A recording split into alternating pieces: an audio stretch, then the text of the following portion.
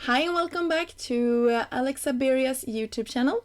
My name is Emelie, and in this video I will be creating two cards using an older stamp set, but it's one of those really good ones that you need to have in your stash.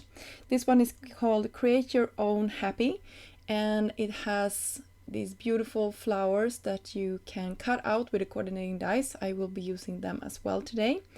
And what I like about these stamps are that they are solid and they are perfect for this technique that I will share with you today. So I brought out my Distress Oxides. I haven't used them in a while, I just have to confess that, but I love them and they are a super fun medium to use, and I know that many of us have them in our stash and they worked really great for what I'm about to do today. So I stamped it twice, so my stamp is nice and juicy, and then I went in with little dauber here and one slightly darker ink here.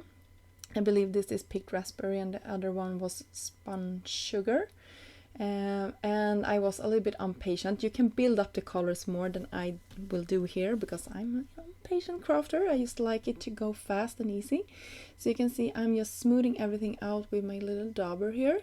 And when you have the ink there, the next layer will be easier to sort of create, and you will see that I will have two panels going at the same time. But you can see how fun that is and how much dimension that brought to our solid stamp here.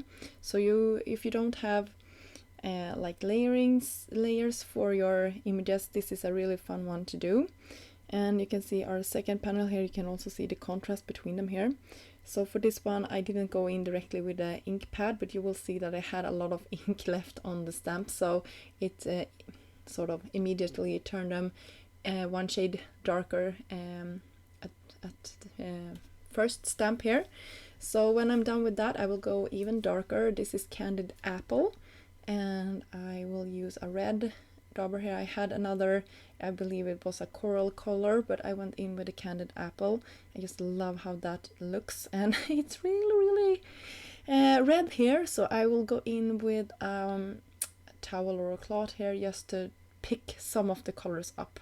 I was afraid that my first layer would be too hard otherwise, but you can see how nicely that turned out. It wasn't too hard. You can see the contrast between the 2 and the 3 colors. And then I also was brave and went in with some wild honey to the tips of our flowers there. So here we have it. I did the same thing for the second one, and for the center parts there is a little sprig, or what we are going to call it.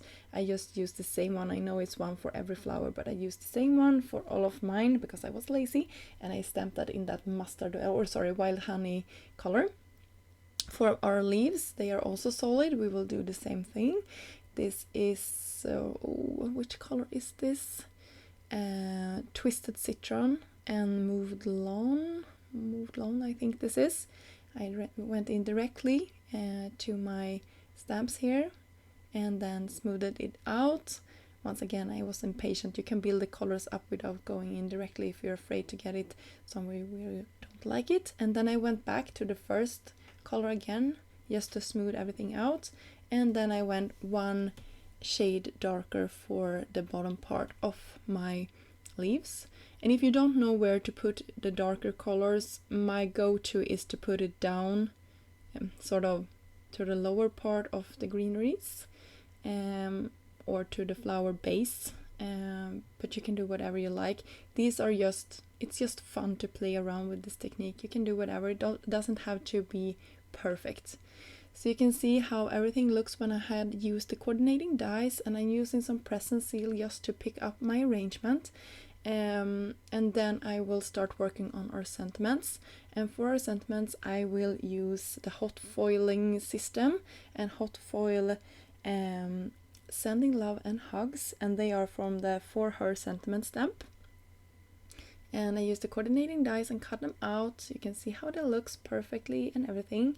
And then I went in with Juniper. This is a teal green color, and I just looked where my arrangement was, and I will have it sort of peeking out behind our cluster, and I think that sort of gives us a little bit more interest to our card base here.